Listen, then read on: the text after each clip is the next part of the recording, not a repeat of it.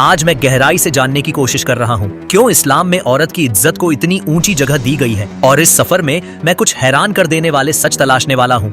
औरत की इज्जत इस्लाम का एक बुनियादी हिस्सा है जो बराबरी, आदर और इंसाफ की तालीम देता है, ऐसी दुनिया में जहाँ ये कदरें अक्सर खो जाती हैं। आज के दौर में जब हम इंसाफ और बराबरी की ओर बढ़ना चाहते हैं, ये विषय और भी अहम हो जाता है।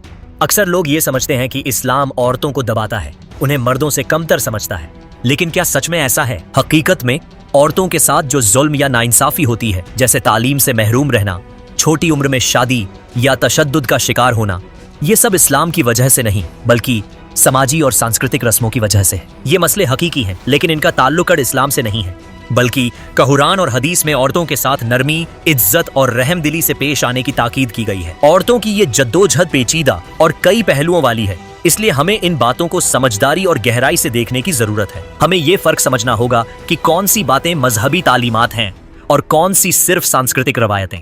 कुरान हमें सिखाता है कि औरत और मर्द दोनों अल्लाह की नजरों में बराबर हैं, दोनों के हक और जिम्मेदारियां हैं।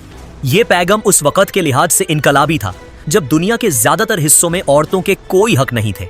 इस्लाम की सबसे अहम तालीमों में से एक ये है कि औरत को मालिकाना हक हासिल है, वो अपनी मिल्कियत रख सकती है, कारोबार कर सकती है और समाज में हिस्सा ले सकती है। यह हक इस्लाम ने 1400 साल पहले दिया था, उस जमाने में जब दुनिया की ज्यादातर कौमों में औरतों को कोई हक नहीं दिया जाता था।